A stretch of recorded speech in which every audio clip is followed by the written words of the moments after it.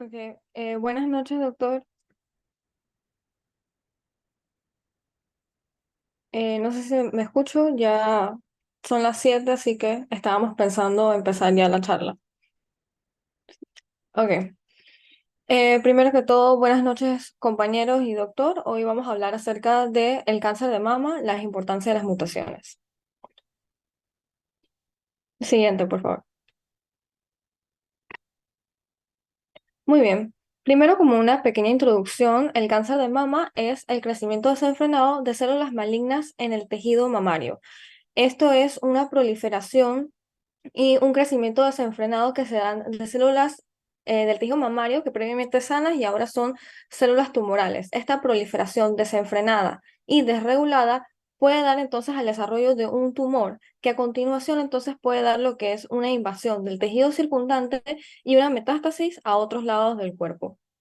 Muy bien. Primero que todo, ¿cuál es la importancia de hablar del cáncer de mama? Es importante hablar del cáncer de mama porque el cáncer de mama es la neoplasia más prevalente a nivel global en lo que es el grupo del sexo femenino.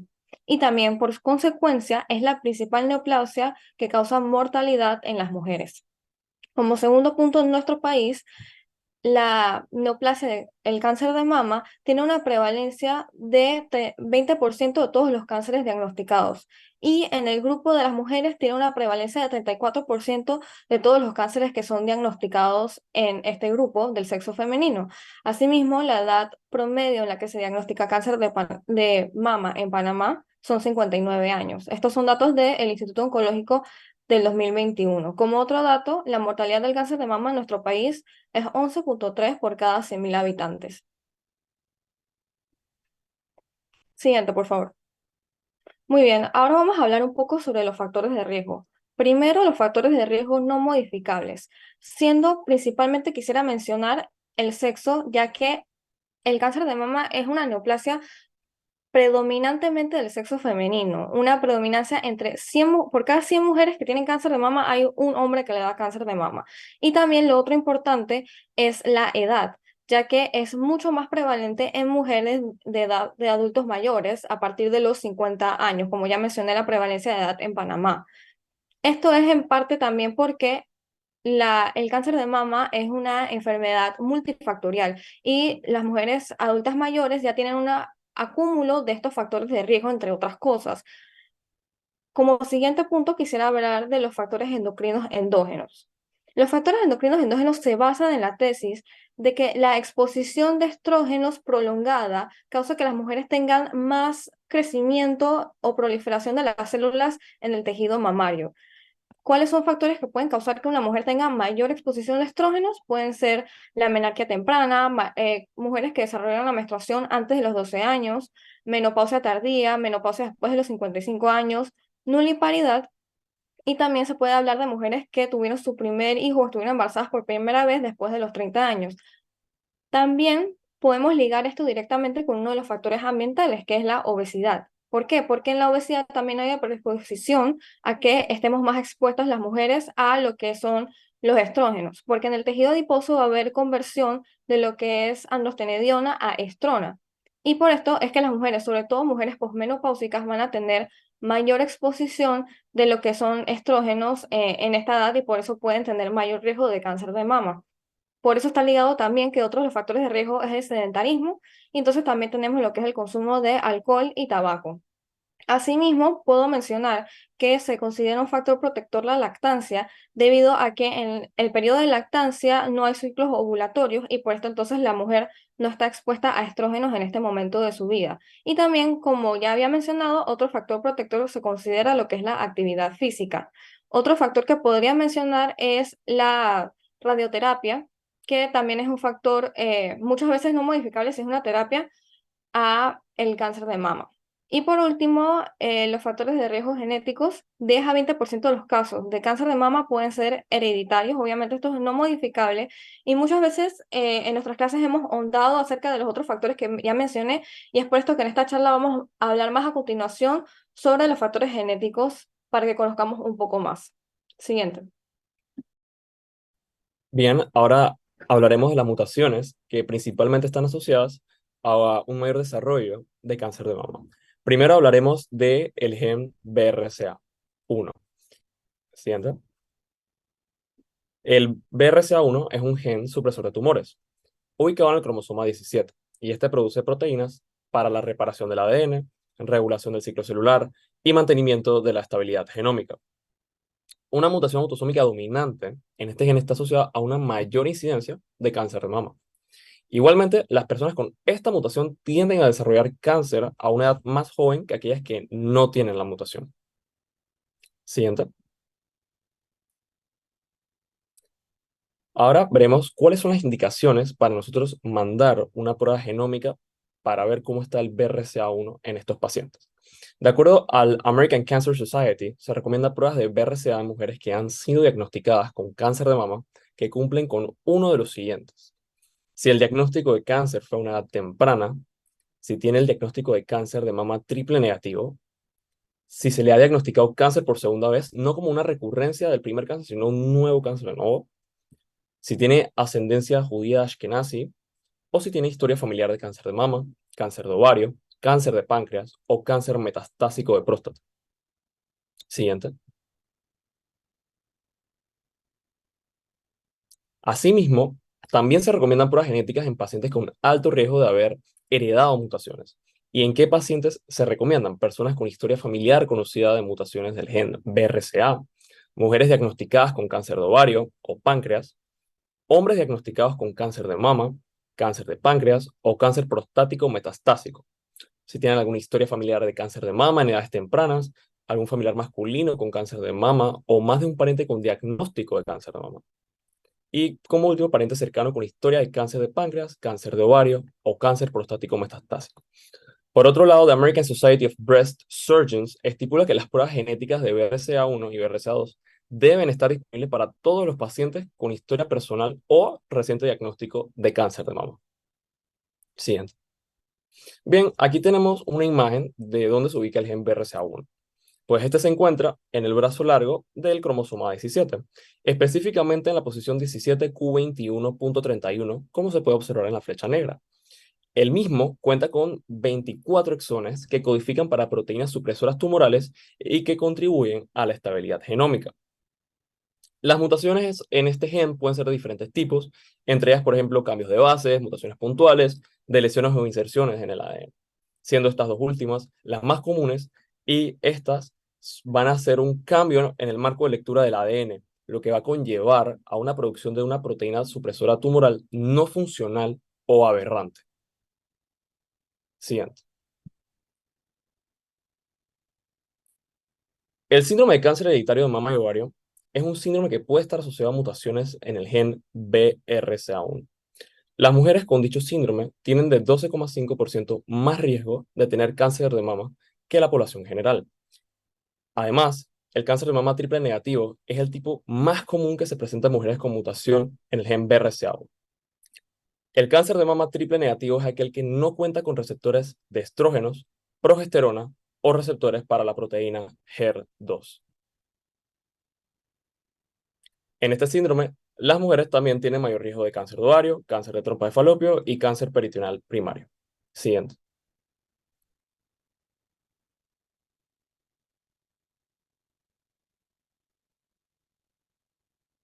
En cuanto al manejo específicamente de cáncer de mama asociado a mutaciones en el gen BRCA1 o con el síndrome de cáncer hereditario de mama y ovario, se pueden hacer ciertas recomendaciones generalizadas, pero se debe siempre tomar en cuenta las condiciones individuales de cada paciente. Según las diferentes guías, se ofrecen algunas recomendaciones, por ejemplo, aumentar la concientización de la patología que sufren estos pacientes, por ejemplo, exhortándoles a un autoexamen de mama desde los 18 años. También exhortarles que vayan a una examinación clínica de la mama desde los 25 años cada 6 a 12 meses. Realizarse una resonancia magnética desde los 25 años acompañada de una mamografía desde los 30 años. Y esto se debe realizar o se recomienda realizarse anualmente. También está la mastectomía, que se puede ofrecer para una reducción de riesgo en el desarrollo de cáncer de mama, pero como mencioné, se debe tomar en cuenta los criterios individualizados para cada paciente. Siguiente. Bien, ahora seguimos con el BRCA2. Siguiente. Al igual que mencionó mi compañero, el BRCA2 es un gen supresor de tumores que va a codificar proteínas que va a funcionar para reparar ese ADN. Entonces, alguna mutación, algún cambio en este gen va a provocar que no se haga ese mantenimiento de la estabilidad del genoma humano y por consiguiente la probabilidad de desarrollar un tumor va a ser más alta. Este gen se puede alterar ya sea por factores como de radiación o factores ambientales. Y aparte tiene otras funciones como lo que es la regulación de la citoquinesis y además va a ayudar en el mantenimiento, la regulación de la actividad de otros genes. E inclusive se dice que juega un papel en el desarrollo embrionario. Siguiente. Ok, en cuanto a las indicaciones, ¿cuáles son los criterios que yo tengo que tomar para indicar esta prueba genética? Lo más importante a saber es que debo tener en cuenta el país y la población a la que estoy estudiando. Por ejemplo, la población judía que nací se dice que una de cada 40 mujeres va a tener una mutación en alguno de estos genes. Si se compara con la población normal, se dice que 1 en 400 personas tienen esta mutación. O sea, el rango va a ser bastante amplio, por lo tanto, tengo que tomar esto en cuenta y además otros factores que vemos en la pantalla que va a ser aquellas mujeres que fueron diagnosticadas a una edad temprana, menor a 50 años, que tengan el cáncer de mama, tumor triple negativo, que tengan 2 o más cánceres de mama primario, que tengan antecedentes familiares, no solamente de cáncer de mama, también de cáncer de ovario, cáncer de falopio, cáncer peritoneal primario. También se puede tomar en cuenta aquellos pacientes que en su familia se conoce algún portador de la mutación. Siguiente. Ok, como dijo mi compañero, el BRCA1 se encuentra en el cromosoma 17 y en este caso el BRCA2 se va a encontrar en el cromosoma 13, en el brazo largo. Este cromosoma, esta sección del cromosoma va a tener 27 exones y de estos 27 exones el que a mí más me interesa es el 11 porque es el que alberga las mutaciones más importantes y más frecuentes en los pacientes que tienen cáncer de mama. Siguiente. Ok. El síndrome asociado en el caso de esta mutación es el síndrome de cáncer hereditario de mama y ovario, como vimos anteriormente. Estas personas, estas mujeres que van a tener esta mutación van a tener un riesgo de 12.5 en comparación al resto de la población de presentar cáncer de mama o cáncer de ovario. Entonces, como vemos aquí en la imagen, hacen una comparación de el riesgo general de tener cáncer con la mutación a diferencia de las personas que tienen la mutación. Entonces, por lo menos hacen la diferencia a los 50 años, el riesgo general es del 2%, y si comparamos a las personas que tienen la mutación, aumenta este riesgo a un 23 a un 35%. Si aumentamos la edad a 70 años, el riesgo general va a ser de 7.4%, y si la persona tiene la mutación, aumenta el riesgo a un 43 a 84%. También es importante de todo esto que el BRCA1 se asocia más que nada al cáncer de mama, pero también tenemos que tener en cuenta que también se asocia al cáncer de ovario, al cáncer de trompa de falopio, cáncer peritoneal primario, cáncer de páncreas exocrino y melanomas. E inclusive en un artículo del año pasado se asociaba a cáncer de esófago esta mutación. Siguiente. Y bueno, Doctor, mute, eh, tiene que quitar el micrófono.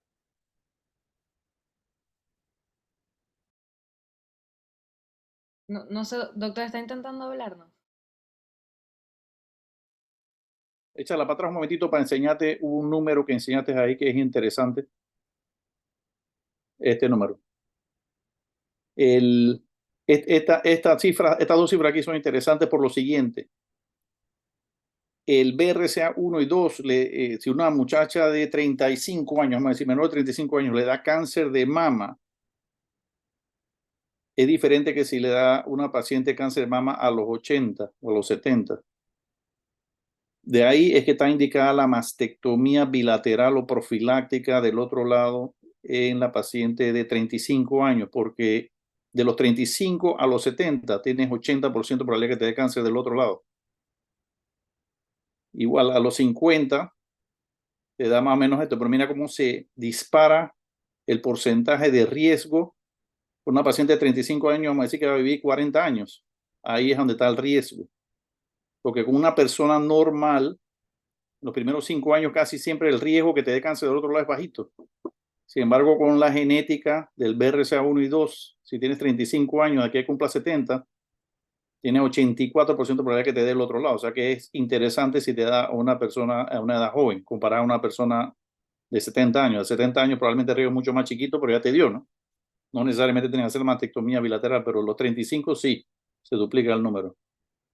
Y en cuanto a las indicaciones para cáncer de mama, ya como ustedes están viendo que es bien difícil acordarse todos los números, las sociedades están recomendando, las sociedades de cáncer de mama de Estados Unidos y tanto el NCCN recomiendan, si te da cáncer de mama abajo de los 55 años, hacerle el test genético. Dale, sigue. ¿Se entendió eso? Sí, ok.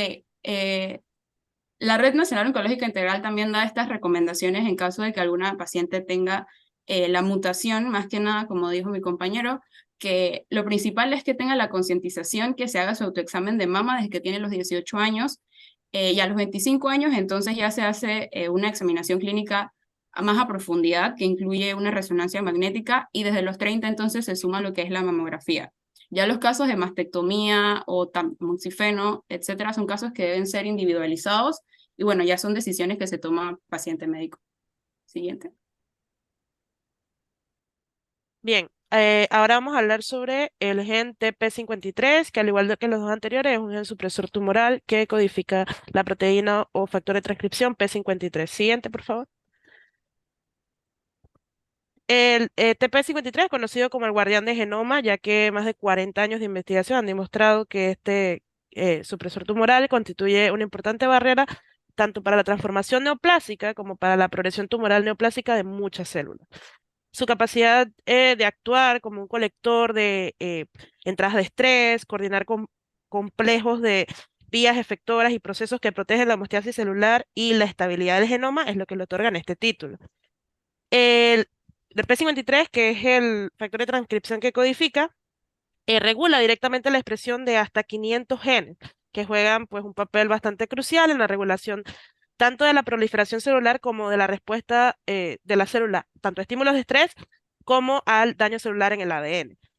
Esto se logra a través de diferentes mecanismos cuya finalidad es pues, la supresión tumoral, como ven en la imagen, lo que incluye la inducción a la apoptosis, el arresto del ciclo celular, la senescencia celular, la reparación del ADN o incluso la adaptación metabólica. Siguiente, por favor. ¿Cuándo debo enviar una prueba genética de TP53? Básicamente cuando tenemos pacientes que cumplen criterios clásicos o los criterios de Chomred del síndrome de Li-Fraumeni, que es el síndrome asociado a esta mutación, el cual les voy a explicar un poco más adelante.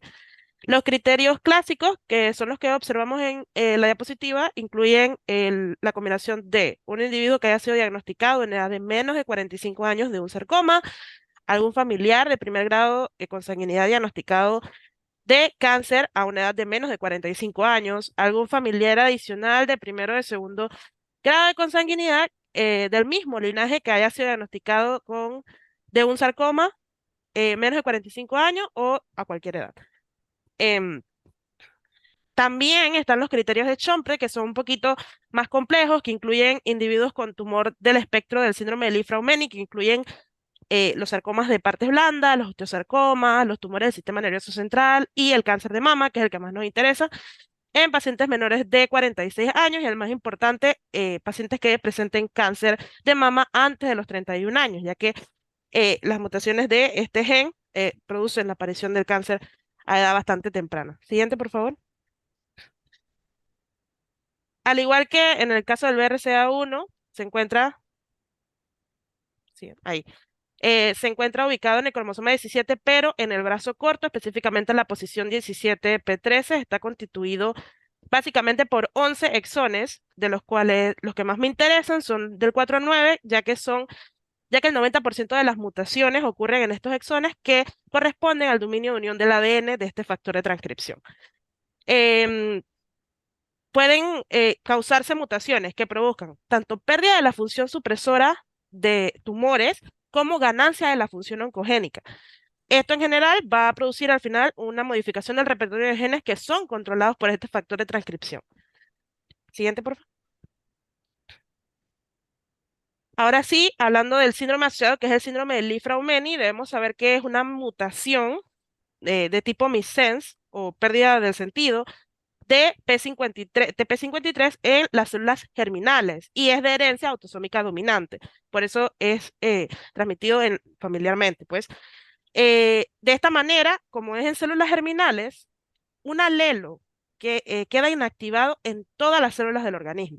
Esto hace pues que los individuos que padezcan este síndrome van a tener mayor probabilidad de desarrollar un gran número de neoplasias malignas, entre las cuales están el cáncer de mama, sarcomas, tumores del sistema nervioso central, los carcinomas córticos suprarrenales, los osteosarcomas. Como vemos en la tabla, vemos el riesgo de las personas que tienen, mujeres en este caso, que tienen el síndrome de Li-Fraumeni versus la población en general. A la edad de 5 años, 3 al 22% de riesgo de cáncer en general versus un 0.1 de la población en general. A los 20 años, un 15 al 20% versus un 0.4%. A los 50 y 70 años es más preocupante la situación porque el riesgo ya se acerca al 100% de probabilidad de desarrollar un cáncer versus la población general que tiene el 20.1%.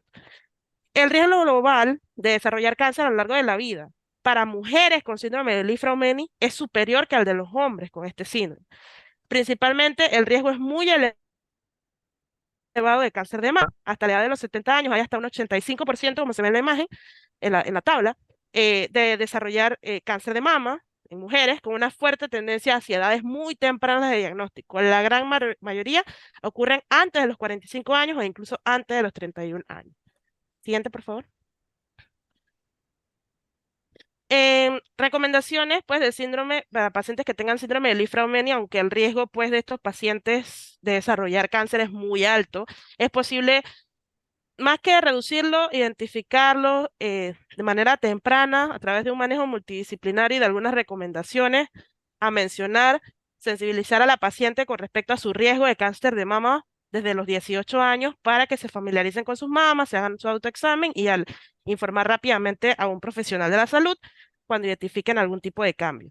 La examinación clínica de las mamas por un médico se debe realizar 1 o 2 veces al año, desde los 20 años, o a la edad del diagnóstico más precoz en la familia, si haya sido menos de 20 años. Es decir, si un familiar que también padece de este síndrome presentó cáncer menos de 20 años, esta persona debe iniciar la examinación clínica de mama por un profesional de la salud antes de esos 20 años. La realización de pruebas, en este caso de tamizaje como la resonancia magnética o la mamografía anualmente desde los 20 años, iniciar con resonancia magnética y a partir de los 30 sumar la mamografía y considerar la mastectomía, bueno, como ya habíamos mencionado, para reducir el riesgo, pero esto debe ser individualizado a cada paciente. Aquí es interesante hacer un comentario antes que te vayas para que cojan el mensaje ahí. Si le da cáncer a la paciente, le hacemos mastectomía en vez de mastectomía parcial. Porque hay 2 formas de hacer mastectomía. Una que nada más quitas el pedazo del tumor cuando es tempranito, o que quitas la mama entera cuando tienes un riesgo que te regrese el tumor o que el tumor es demasiado grande como para preservar la mama. En este caso en particular, recomendamos mastectomía. ¿Por qué? Si yo le hago mastectomía parcial a una paciente, eso va asociado a radiación. Y como ustedes todos saben, la radiación produce cáncer. El cáncer más común que produce la radiación es sarcoma.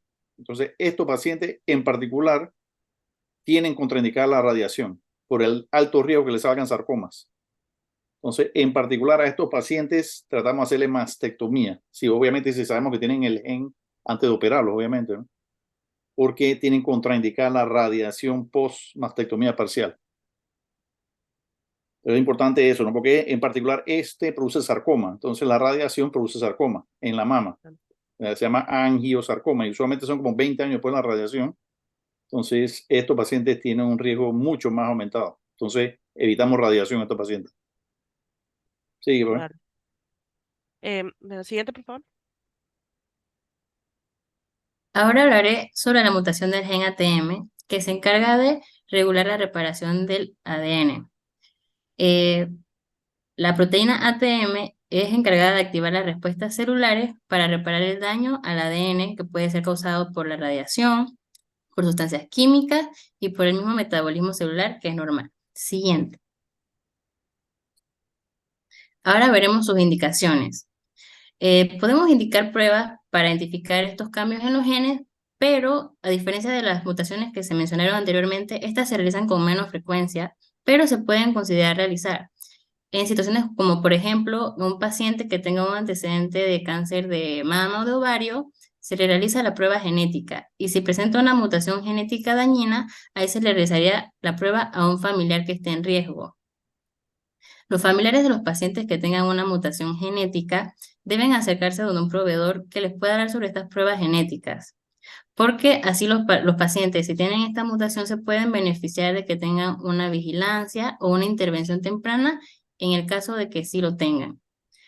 Los familiares que vienen siendo los que van a ser, los que están en riesgos, van a ser los padres, hijos y hermanos y hermanas que tengan una mayor probabilidad de tener esta mutación, la misma del paciente.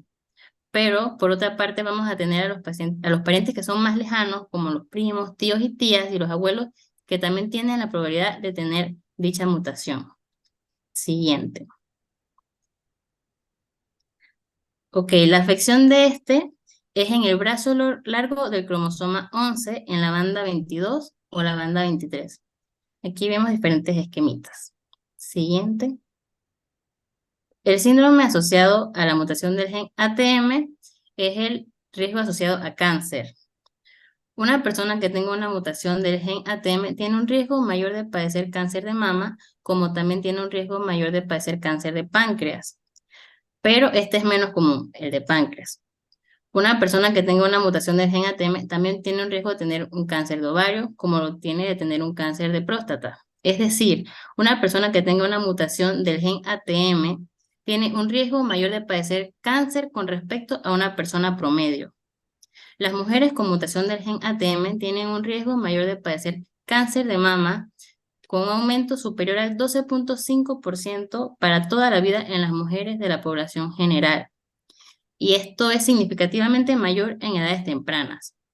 Ahora, con el cáncer de páncreas, una persona que tenga esta mutación tiene un riesgo mayor aproximadamente de un 5% hasta los 80 años. Y este riesgo va a ser mayor si hay un antecedente familiar de que padecieran cáncer de páncreas.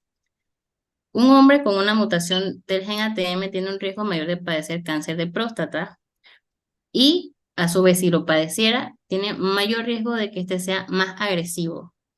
Se hablan de otras asociaciones con diversos tipos de cáncer, como son el de tiroides, hay tumores de las glándulas parótidas, cáncer gástrico, melanomas y leiomiomas.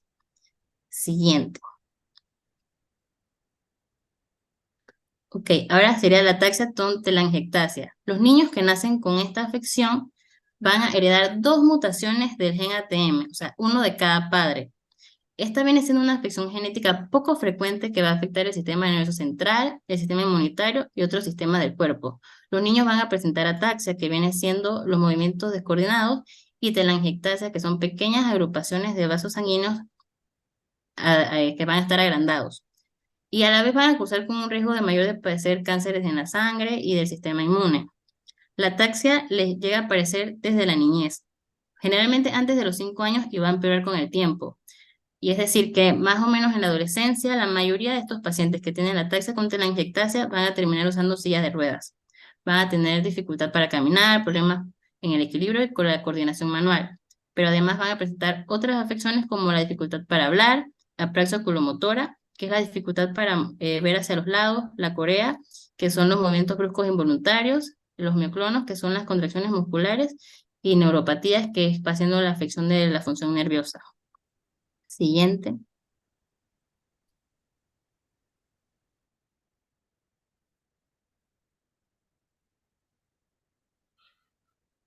Ok, Un en comentario cuanto, también en ATM.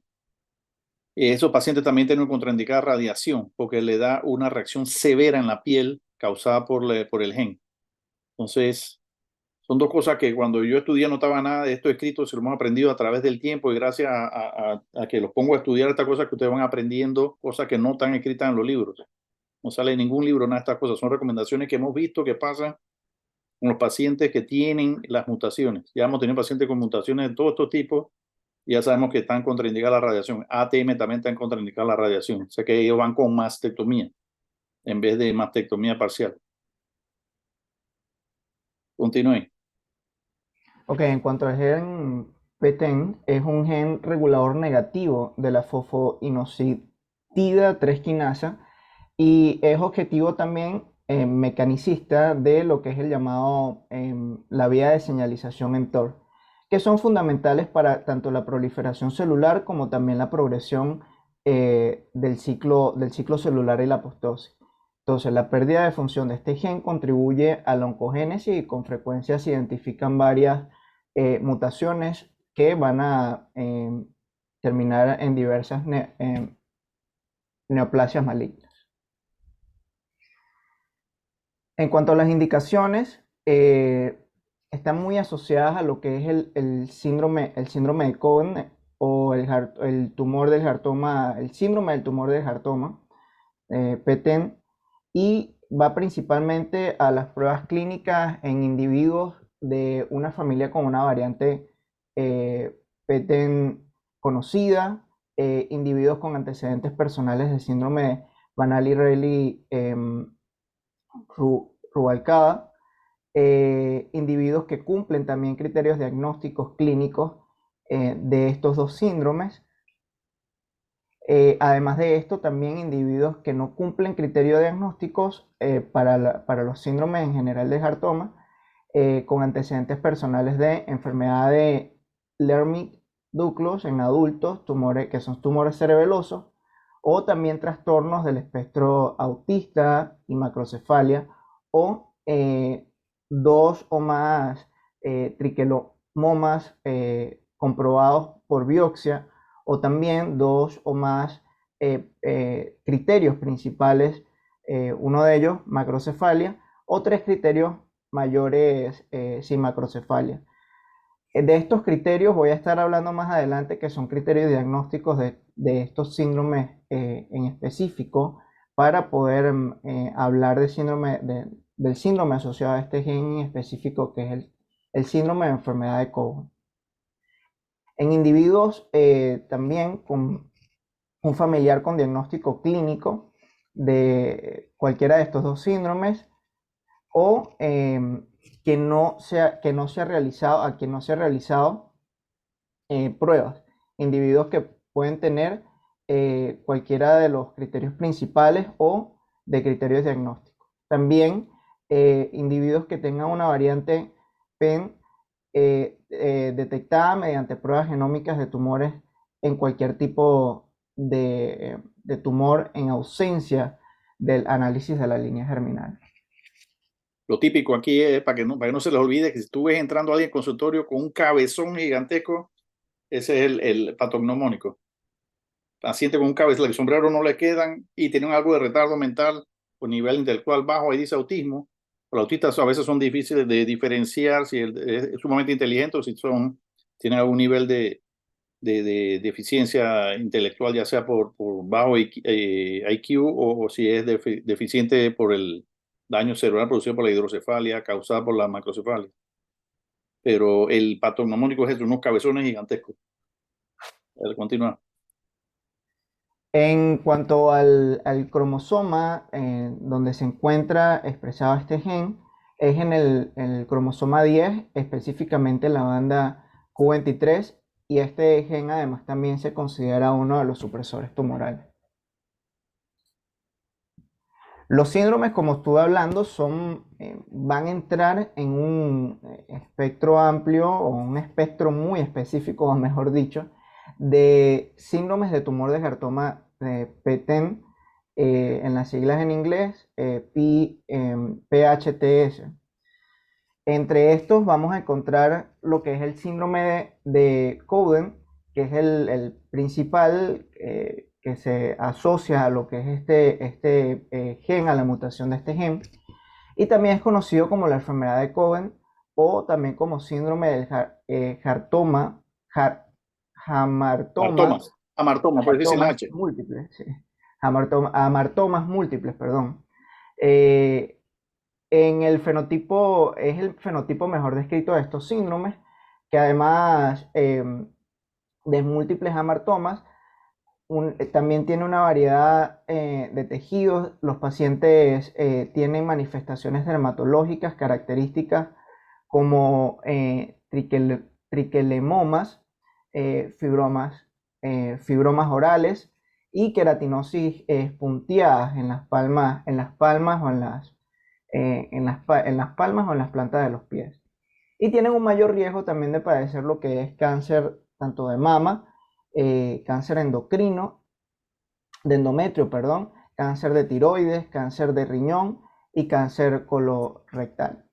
Además de esto, también el síndrome de Van Allen-Rubalcaba, que es otro subconjunto poco común de este espectro de síndromes, que además de amartomas, estos pacientes también pueden tener múltiples lipomas subcutáneos, macrocefalia y léntigos penianos. La alta penetrancia del cáncer, como se informa en el CODEN, no es tan documentada con claridad en este síndrome, sin embargo.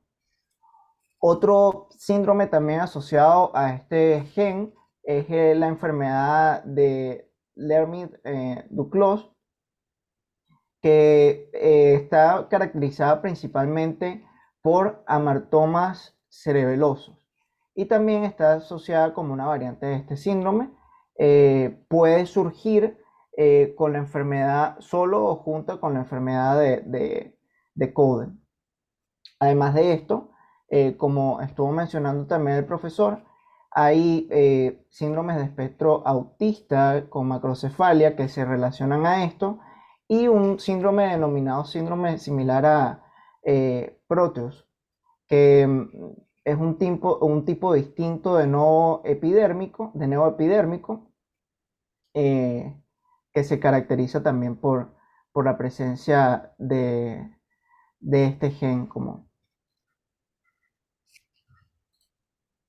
En cuanto a los criterios que estuve mencionando, estos son los principales criterios para los síndromes relacionados al tumor de amartoma relacionado a PEM, que son los criterios menores, tanto síndrome de espectro autista, cáncer de colon, 3 o más acantosis glucogénicas esofágicas, lipomas, discapacidad intelectual, variante papilar o folicular de cáncer papilar de tiroides, lesiones estructurales de tiroides, carcinoma de células renales, amartoma o ganglioneuroma gastrointestinal único, lipomatosis testicular, anomalías vasculares. Además, los criterios mayores, que son el cáncer de mama, cáncer endometrial, cáncer folicular de tiroides y los múltiples amartomas o ganglioneuromas gastrointestinales, macrocefalia, pigmentación también macular en el glande del pene y lesiones mucocutáneas.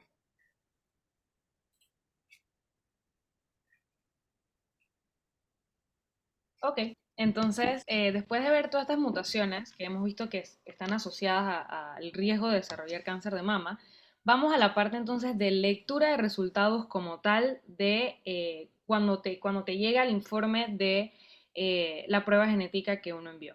Siguiente. Y vamos a iniciar primero con si el resultado es positivo. Esto significa que el paciente heredó una variante patógena, para atrás. Ajá. Así se dice, sí. Sí. ¿Está Una bien? variante, sí, es que me habían echado al siguiente slide. En este caso es cuando heredó una variante patógena y tiene mayor riesgo de desarrollar ciertos cánceres. Y aquí hay dos clasificaciones, se detecta la variante patógena como tal o se detecta una variante probablemente patogénica. Dependiendo de la mutación y las asociaciones que hay en la literatura, entonces puede ser una o la otra. Aquí en la imagen podemos ver un ejemplo de una mutación de la BRCA1, en donde vamos a ver que se reporta positivo mutación patogénica detectada. Este es un ejemplo de reporte en que, como podemos ver, se da en forma de informe, en donde hay tres cosas que usualmente deben tener. Lo primero es el tipo de mutación. Aquí, por ejemplo, en resultados dice BRCA1 y también sale el código de la mutación al lado. También menciona en la información adicional abajo lo que viene siendo la ubicación de la mutación en el ADN, que ya como mis compañeros mencionaron, en qué cromosoma, en qué brazo específico se encuentra la mutación. Y la tercera cosa son las posibles consecuencias de la mutación, que usualmente se pone en la sección de interpretación, que aquí es donde se van a hablar básicamente de los porcentajes, de los riesgos que existen que se desarrollen ciertos cánceres, y que esto va a ayudar pues al médico en el momento de la interpretación, y que más adelante mis compañeras van a hablar de los manejos y la prevención que puede haber dependiendo de qué mutación estamos hablando. Siguiente. En el caso de que el resultado es negativo, aquí pueden pasar dos cosas. El primero es un resultado negativo y el paciente tiene un pariente consanguíneo con la mutación, se pudiera establecer que no heredó la variante patógena. Pero por otro lado, también puede existir el resultado negativo de un paciente que tiene un pariente consanguíneo que no tiene la mutación, pero que sí tuvo cáncer. Y esto abre a la posibilidad de que el paciente pueda tener alguna variante patógena que no se haya detectado en las pruebas actuales o una mutación que no fue evaluada en el examen, no necesariamente la específica que se haya pedido. Y eso mismo puede pasar con pacientes afectados por cáncer, que puede que hay un resultado negativo de, por ejemplo, una mutación extremadamente estudiada como BRCA1 y tenga igual de todas maneras alguna otra mutación que pueda ser hereditaria y que no se haya estudiado. En estos casos se pone no concluyente. En otras palabras, lo que quiero referirme con el resultado negativo es que la prueba negativa no elimina la posibilidad de que exista un factor hereditario, pero que pueda, por así decirlo, decir que no está relacionada con estas mutaciones que ya están altamente estudiadas. En el caso de la variante de significado incierto, significa que en la prueba se detectó una variante de un gen que no se ha asociado a cáncer y no es común en la población general, y no se sabe si esta variante puede estar asociada a un mayor riesgo de ciertos cánceres. Siguiente.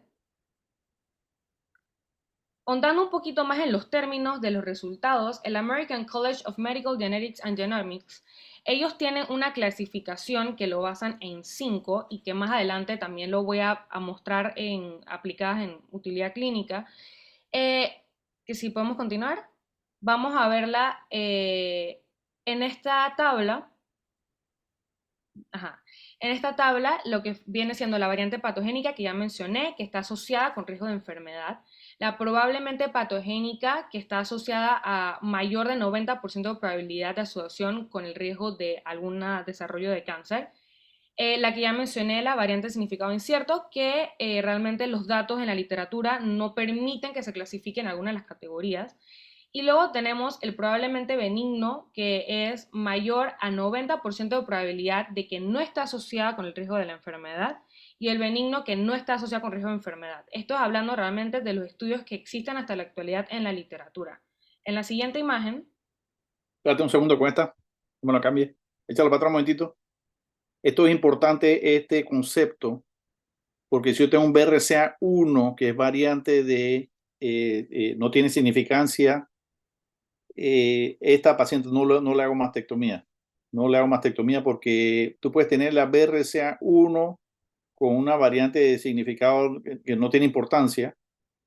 Estos pacientes no los operamos como si tuvieran BRCA positivo. Si es patológica, o sea que variante patológica, entonces sí, o probablemente patogénica. ¿Qué quiere decir eso? ¿Por qué lo ponen así? Porque el lugar donde tienen la mutación no ha sido descrito un cáncer con ese lugar donde tuvo la mutación. ¿Qué es lo que hago yo? Si el paciente viene con un BUS, una respuesta que dice BUS, variante de significado incierto, y tiene historia familiar, o sea, tiene las dos hermanas, me pasó recientemente, una paciente tenía BRCA2 y le salió significado incierto. Sin embargo, tiene una hermana que le dio cáncer de mama, a ella misma le había dado cáncer de colon y a un tío se había muerto de cáncer de próstata. Esta paciente contó que en Estados Unidos no había nadie descrito con esa mutación, exactamente donde estaba la base de la mutación. Sin embargo, esta paciente sí se clasifica y lo que hago yo es que le mando la mutación de los otros hermanos para que entonces en Estados Unidos lo clasifiquen, entonces ya lo saquen de BUS. Entonces ya no es BUS. Entonces esto es bien importante. La otra cosa importante es que como la gente es bien sensible ahora ya, por ejemplo, si uno habla de este paciente es un chino, ¿no? Un paciente es asiático. Bueno, aquí los pacientes no les gusta que le digan que este es el paciente de la mutación. Y le quieren decir, esta es la paciente de la variante patológica, es lo que le decimos. Esta es la paciente que tiene la variante patológica, en vez de decir, esta es la paciente de la mutación. Entonces, esto es bien importante también. Continúa. Ok. Bueno, eso fue un muy buen aporte y recordándome también de que realmente más de que solamente se tenga la mutación, hay que tomar en consideración el patrón de herencia, si es recesivo, si es dominante, si es la historia familiar, así bien como usted mencionó, doctor. Y que también hay que tomar en consideración que estas mutaciones pueden tener penetrancia diferente en las diferentes poblaciones. Eh, y bueno, son otros factores que pueden estar asociados a que se desarrolle o no el cáncer.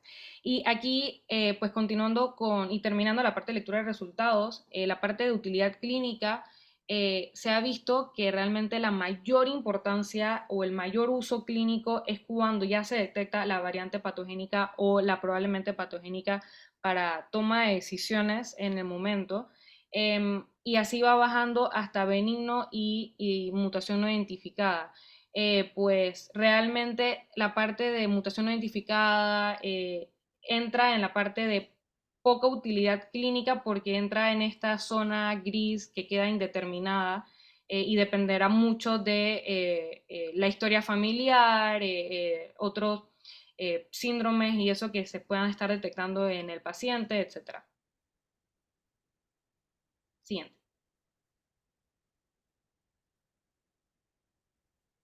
Ok, bueno, ahora vamos a hablar un poco sobre lo que es la prevención del cáncer de mama. Siguiente.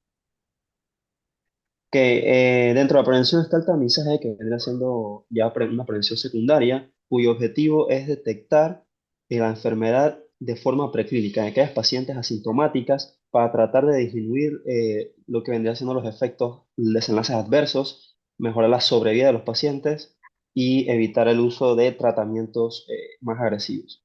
Entonces, en relación al tamizaje de las guías del Colegio Americano de Obstetras y Ginecólogos, recomiendan que para aquellas pacientes que tienen un riesgo de desarrollo de cáncer de mama promedio, iniciar con lo que vendría siendo el examen clínico cada 1 a 3 años de la edad de los 25 a 39 años. Posteriormente, cada año, posterior a los 40 años, que se realiza anualmente. Y el tamizaje con mamografía de forma anual o bianual, iniciando a los 40, 49 años hasta los 75 años. Este límite pudiéndose extender dependiendo de los antecedentes de la paciente o del estado de salud de la paciente. El American College of Radiology recomienda el inicio del tamizaje de forma más temprana en aquellos pacientes con alto riesgo.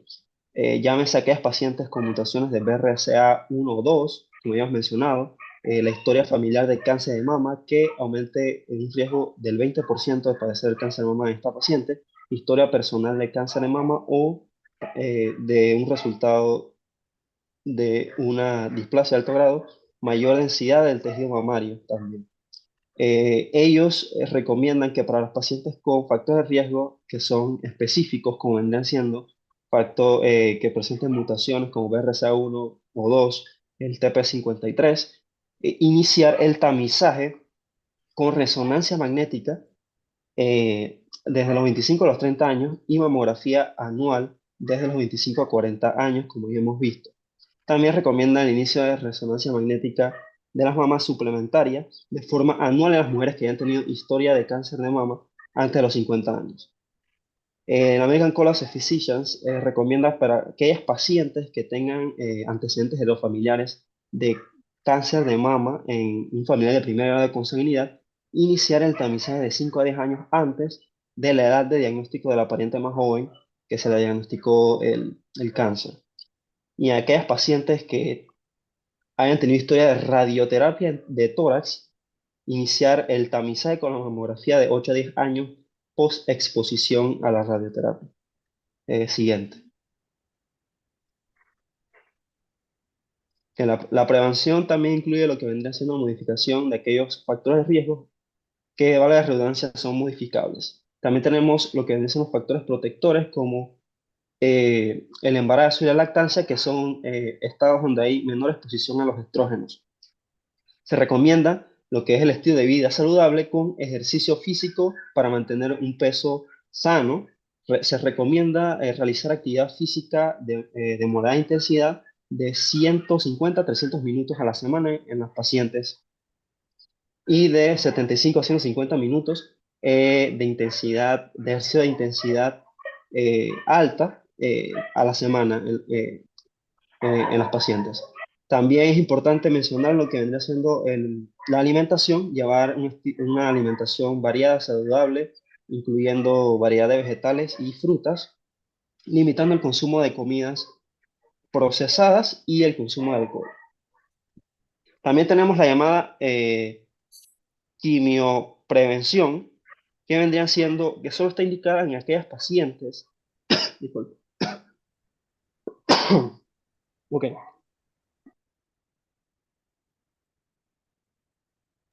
disculpe, que solo está indicada en pacientes con,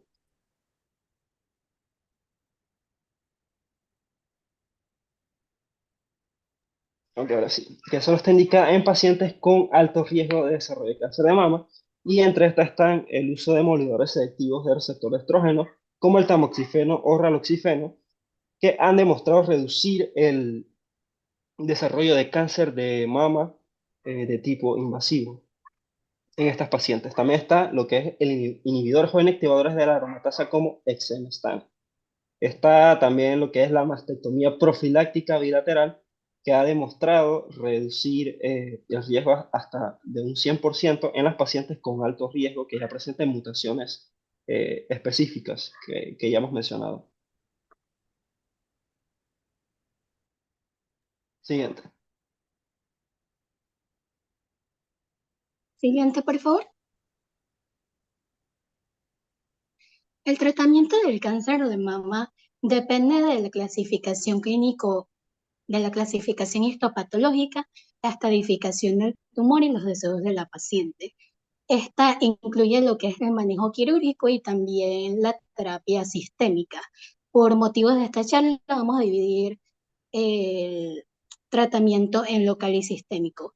En cuanto al tratamiento local, la cirugía es el tratamiento primario para el cáncer de mama.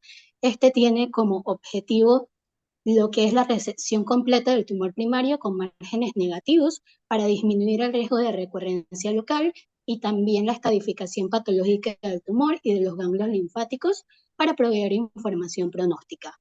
Hay dos tipos de cirugías. Está la cirugía de conservación de la mama, también conocida como lumpectomía o mastectomía parcial o segmentaria, en donde se extirpa el tumor primario con márgenes negativos amplios, idealmente de 1 centímetro.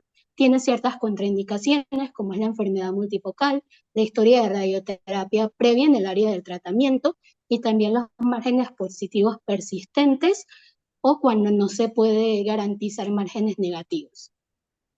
La mastectomía simple o mastectomía total consiste en la extirpación del tejido mamario, incluyendo la areola y el pezón, y se conserva el músculo pectoral mayor. Hay diferentes variantes de mastectomías, entre ellas la mastectomía radical modificada, en donde además de realizarse la mastectomía simple, se extirpan los ganglios linfáticos axilares.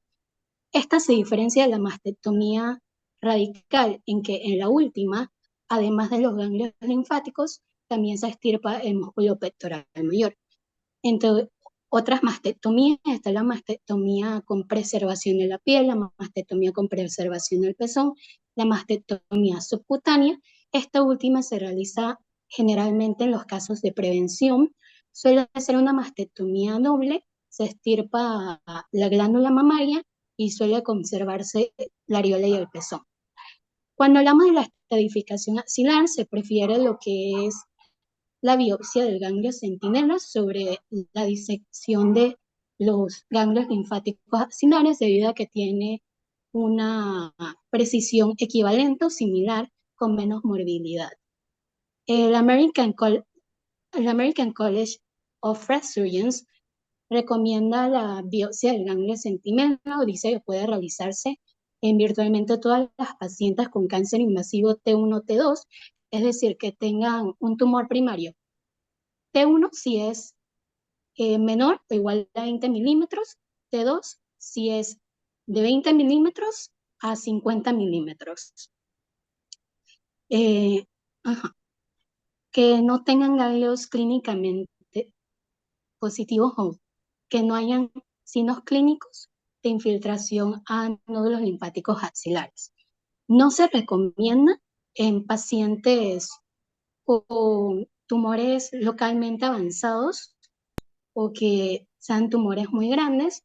No se recomienda en pacientes con cáncer de mama inflamatorio ni en pacientes con carcinoma ductal in situ a los que se les vaya a hacer una lumpectomía.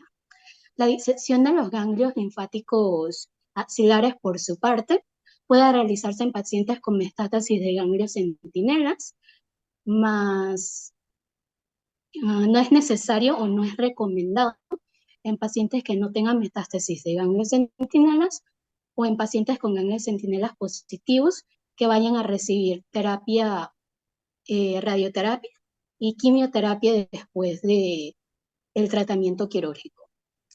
Entramos ahora a lo que es la radioterapia. En cuanto a la radioterapia, hay dos tipos de radioterapia. Tenemos la radioterapia externa de toda la mama. Esta se realiza en un periodo de 5 a 6 semanas con dosis fraccionadas y puede tener un boost, una sobredosificación luego de ella para un periodo total de 6 a 7 semanas. La radioterapia interna, también conocida como braquiterapia o también irradiación parcial de la mama, tiene dos técnicas. Está la braquiterapia intersticial, en donde se colocan gránulos radiactivos en el tejido mamario, y también está la braquiterapia cavitatoria, que usualmente utiliza un catéter menor. Este tratamiento se da por un periodo de 5 días, generalmente 2 veces al día. Bueno, seguimos entonces con lo que es el tratamiento sistémico. Déjame hacer Siguiente un pregunta. comentario acerca de los dos.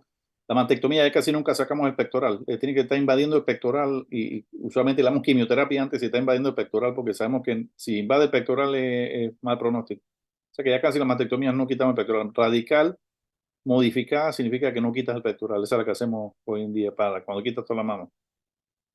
Radical modificada. Radical es que quitas el pectoral.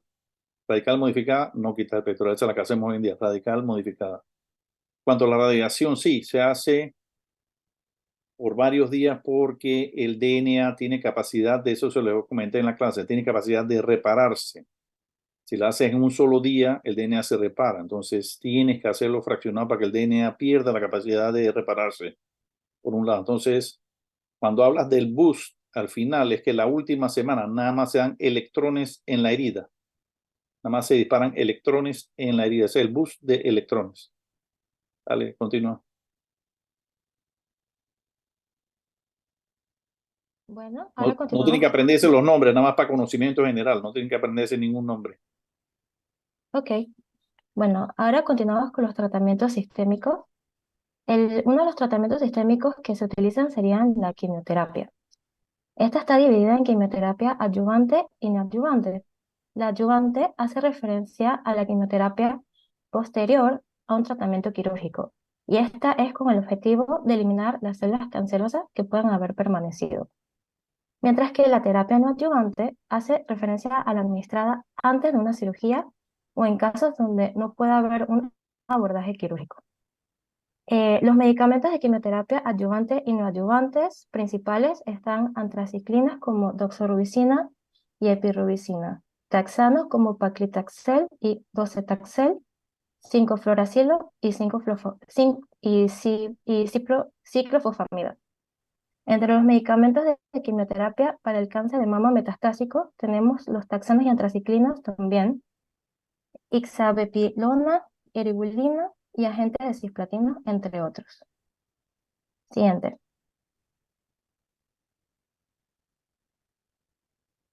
La terapia hormonal es otro de los procesos que se pueden hacer para tratar el cáncer de mama.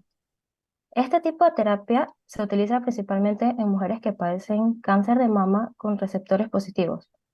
Esto quiere decir los de estrógeno y los de progesterona. Este se aplica después de un tratamiento quirúrgico para evitar el riesgo de recaída.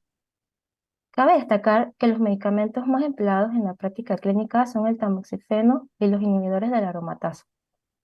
También contamos con inhibidores de CDK4/6 como palbociclib, ribociclib, abemaciclib, inhibidores de mTOR como everolimus, inhibidores de PI3K como alpelisib 3 y los conjugados de anticuerpo droga como sacituzumab. Siguiente. Date un segundo ahí, Michelle. Ok. Comentario. Esto es lo importante de la charla. Estas tres medicinas que están aquí, inhibidores CDK4/7, también algunos de mTOR, algunos PIK3. ¿Por qué es importante en la charla? Porque si el paciente tiene BRCA1 o BRCA2 o tiene una mutación de PAL, clasifica para recibir estos medicamentos. Y hoy en día lo estamos dando no solo postoperatorio, sino en neoadyuvancia. Entonces, de ahí lo importante que tú sepas la mutación, porque el paciente tiene metástasis y ya le diste toda la quimioterapia. Entonces, a este paciente le damos palbociclib, inhibidor de PAL. Así de ahí viene el nombre.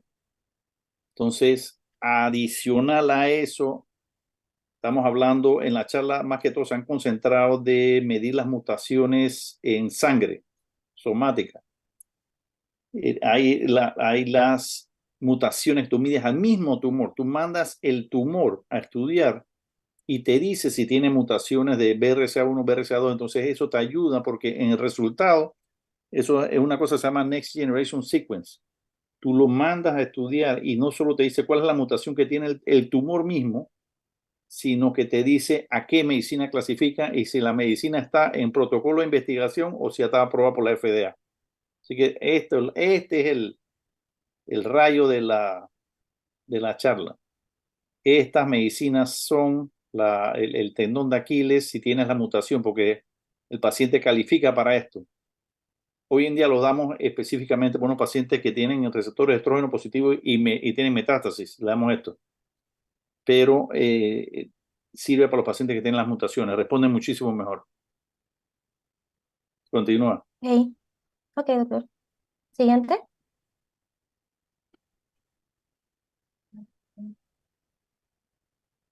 Bueno, continuando con los tratamientos sistémicos, también Los podemos inhibidores contar, PARP, ¿ves? Aquí están, ¿lo ves? podemos contar con la terapia dirigida. La terapia dirigida contamos tras la terapia contra HER2.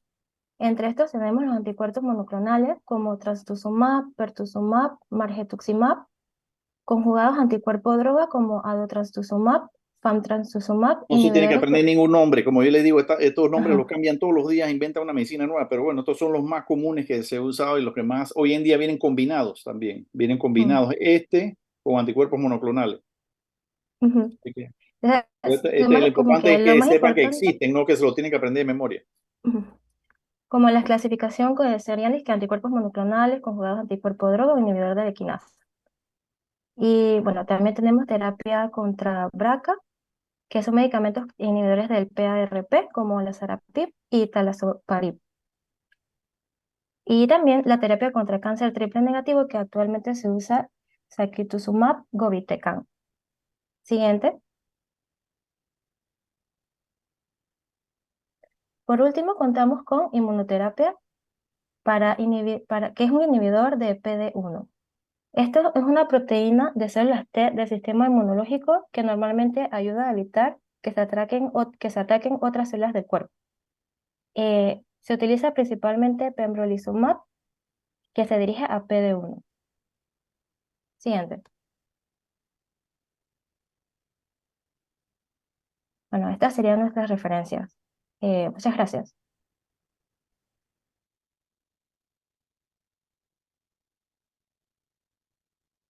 ¿Ya terminaron? Sí, doctor. Compárteme pantalla para añadirle un par de... No se puede comentar para ti. Ok. Necesito Apaga el que tuyo y dejen compartir. compárteme pantalla. Deja de compartir, Willerson.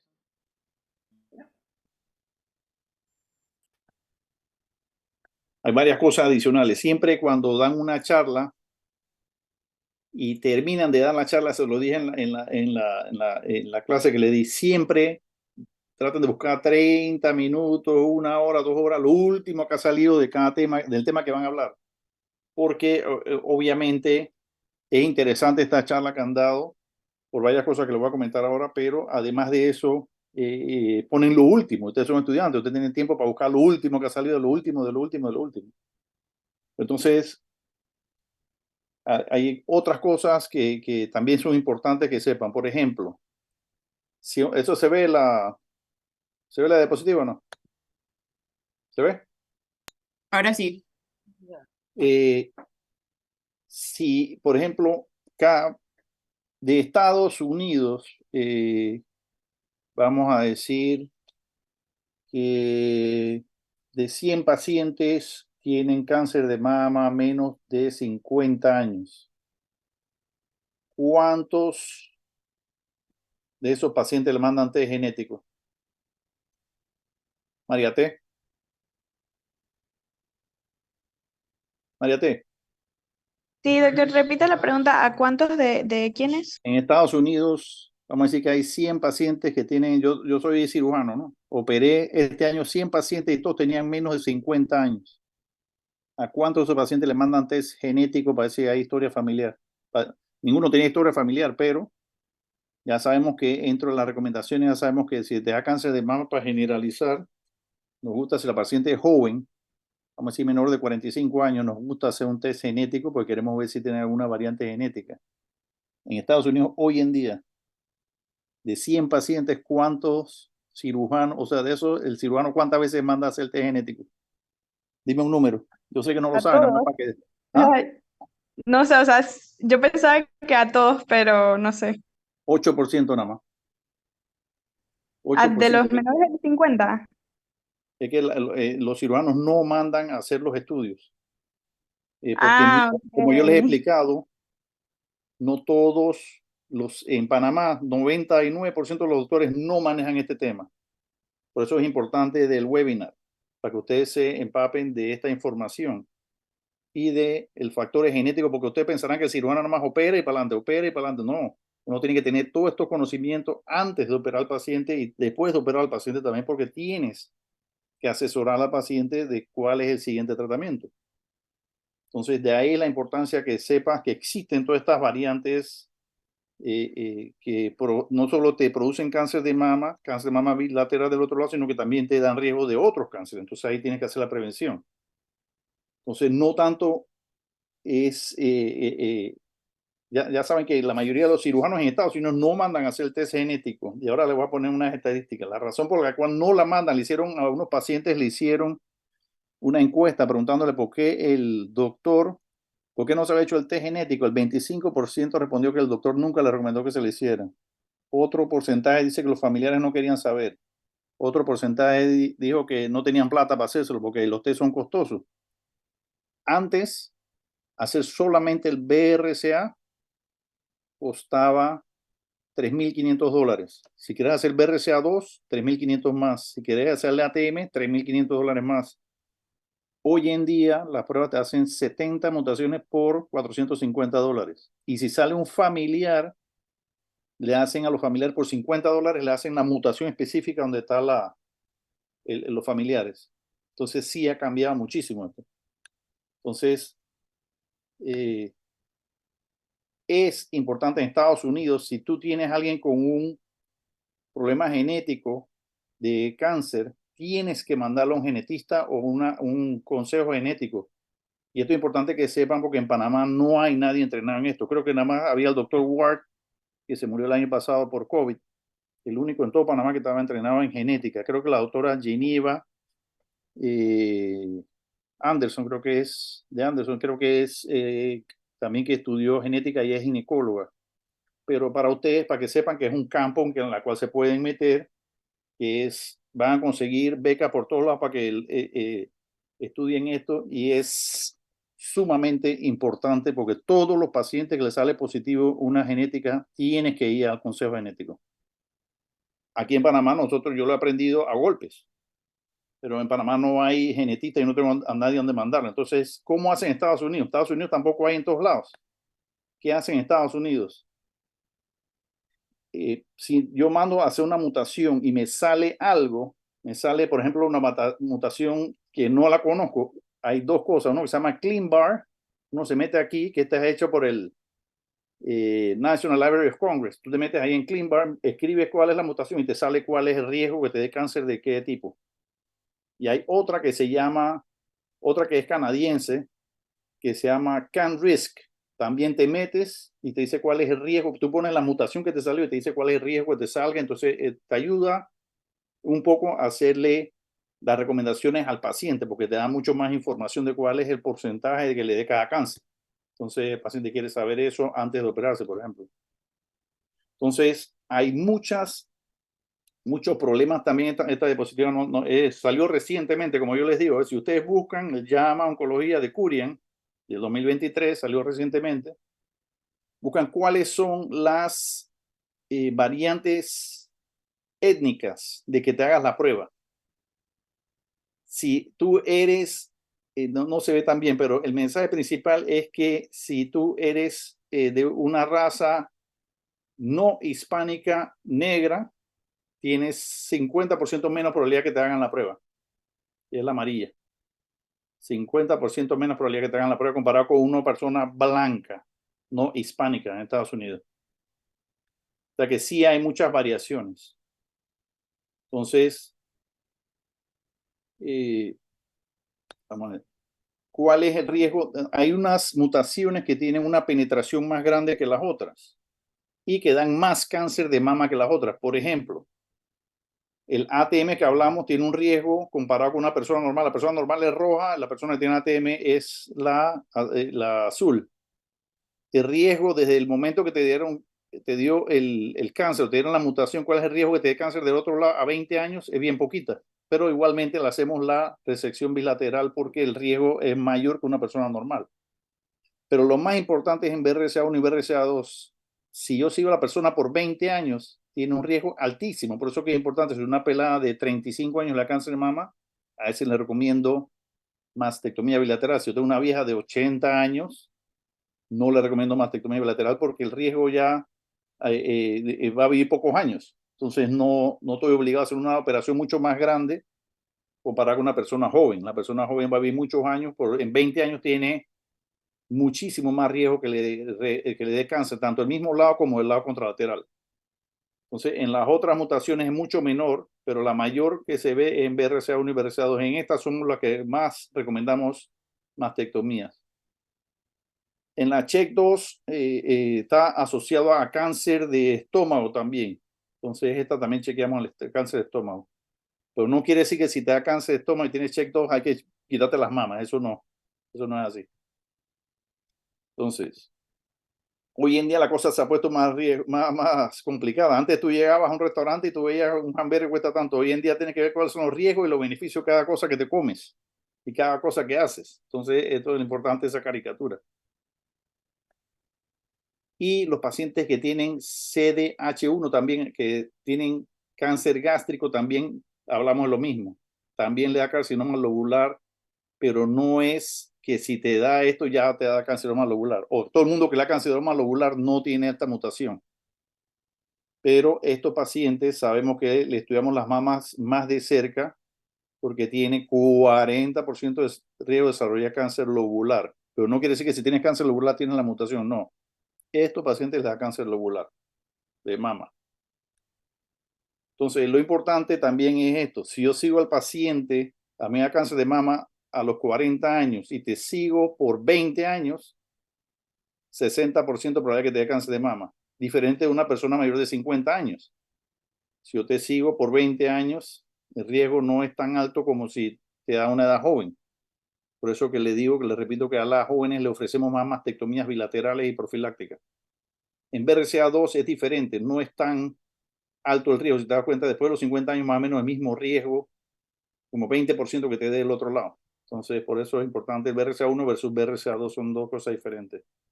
Y esto que le hablaba de si eres no hispánico blanco, es como 90% le daban el riesgo, que la probabilidad 0.9, probabilidad que te fueran a hacer el test.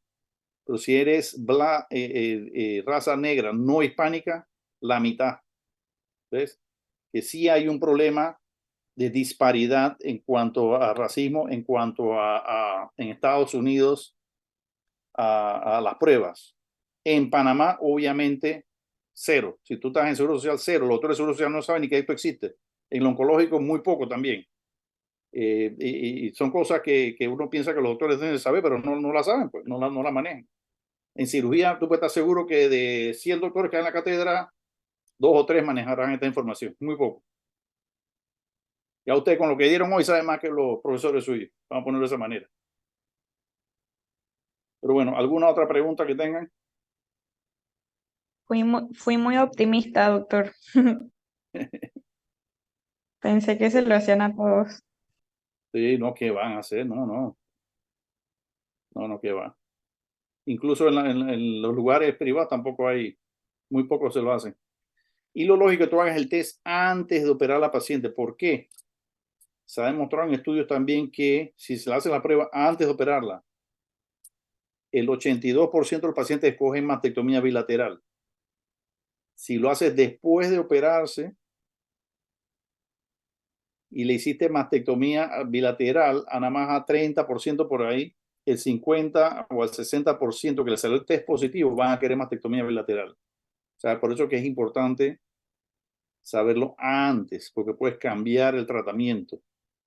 Entonces, demora más o menos del momento que tú haces la prueba que te venga el resultado. Antes demoraba un mes, hoy en día en 10 días ya está de vuelta. O sea que sí es bien rápido el test.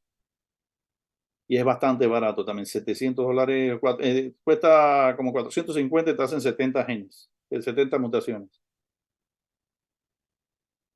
Está bien, ¿qué más? También, ¿por qué se llama el grupo PARE? No entendí. No, los hijos Los de... hijos de Pared. Lo que Los hijos pasa, PARE. doctor, es que en PARE es la un tipo tan feo y usted también. es que en la primera clase, como dimos la historia y hablamos de pared y todo, entonces, bueno, nos gustó el nombre. Realmente no hay una razón muy rebuscada. Está bien. Bueno, pues, ¿quién está rotando ahora en cirugía? Mañana, ¿quién viene?